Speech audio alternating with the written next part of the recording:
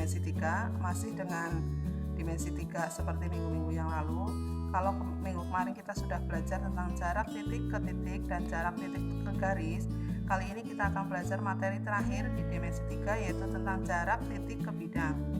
Untuk jarak titik ke bidang itu adalah panjang ruas garis yang dibentuk oleh titik itu terhadap bidang, tetapi harus tegak lurus dengan bidang yang ada. Misalkan ini ada bidang A, B, C, D. Kemudian ada titik P yang berada di luar bidang A, B, C, D. Nah, kalian disuruh menghitung jarak titik P ke bidang A, B, C, D. Maka jarak dari titik P ke bidang A, B, C, D itu adalah panjang ruas garis yang dibentuk oleh titik P dengan proyeksi titik P ke bidang A, B, C, D dan harus tegak lurus. Misalkan ini ada titik O. Titik O itu adalah proyeksi titik P di bidang A, B, C, D. Sehingga jarak titik P ke bidang A, B, C, D itu adalah panjang dari ruas garis PO. Itu yang disebut dengan jarak titik ke bidang. Nah, sekarang kita ke contoh soal. Misalkan ada kubus lagi. A, B, C, D, E, F, G, H panjang rusuk 12 cm. Hitunglah jarak titik E ke bidang AFH. Kita gambar bidang AFH terlebih dahulu.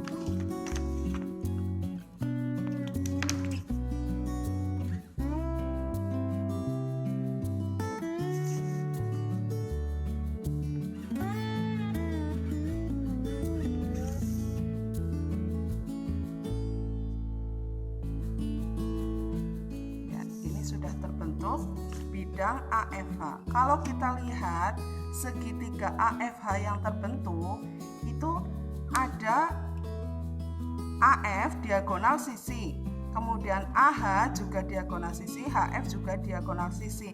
Nah, masing-masing panjangnya diagonal sisi, karena panjang rusuknya 12 berarti diagonal sisi itu sebesar 12 akar 2.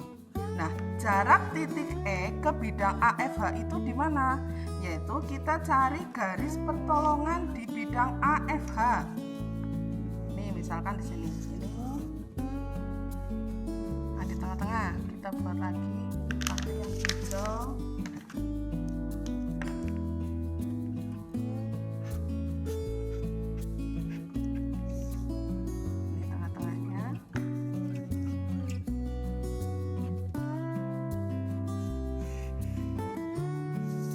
Jarak dari titik E ke bidang AFH itu adalah jarak dari titik ini ke garis ini.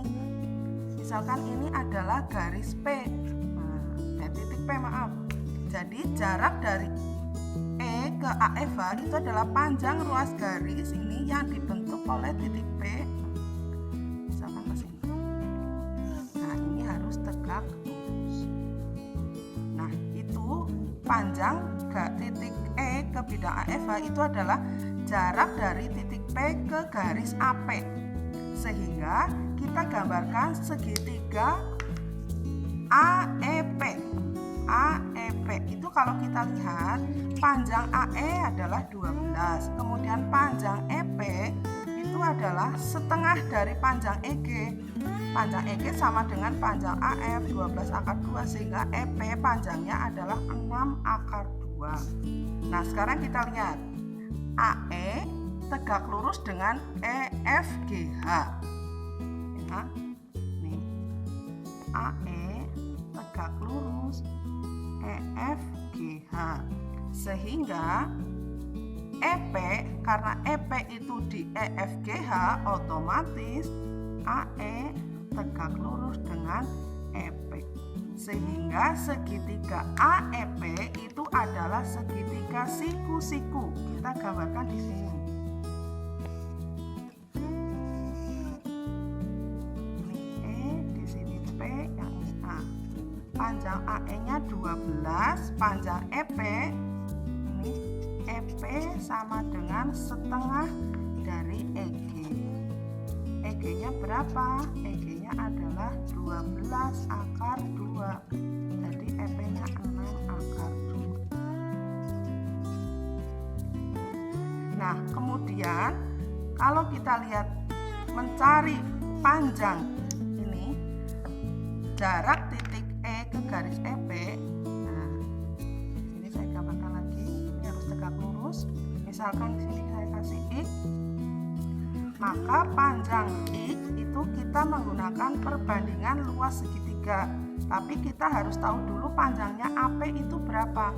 Panjang AP itu diperoleh dari segitiga sama sisi AFH.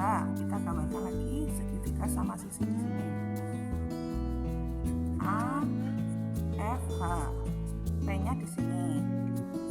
Nah, ini panjang AP itu karena ini 12 akar 2, semuanya 12 akar 2, berarti PH itu separuhnya 6 akar 2.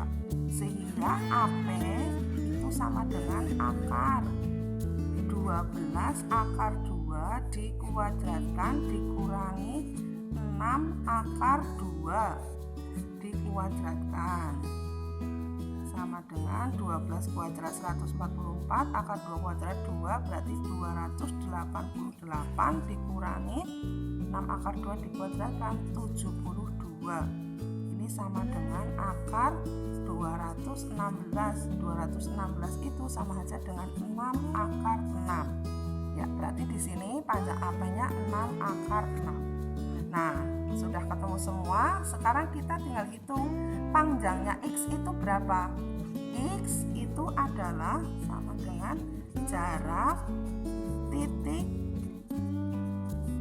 E ke AFH. Besarnya berapa? Kita menggunakan perbandingan luas segitiga. Luas segitiga itu sama dengan setengah alas kali tinggi. Kalau alasnya kita pakai EP, setengah kali EP dikalikan tingginya EA. Bisa juga alasnya kita pakai AP, setengah kali AP berarti tingginya adalah X. Nah, sekarang kita proses. Setengah EP-nya 6 akar 2, EA-nya 12. Sama dengan setengah AP-nya 6 akar 6 dikalikan X. Ya, kemudian kita hilangkan, setengahnya kita coret, 6-nya kita coret.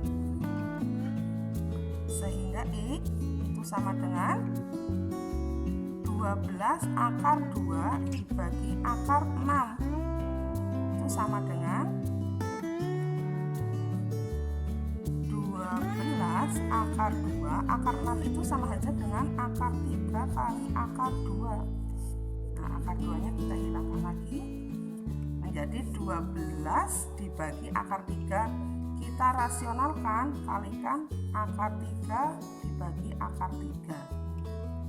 Akar 3 kali akar 3 itu adalah 3, berarti 12 dibagi 3 akar 3 atau sama dengan 4 akar 3.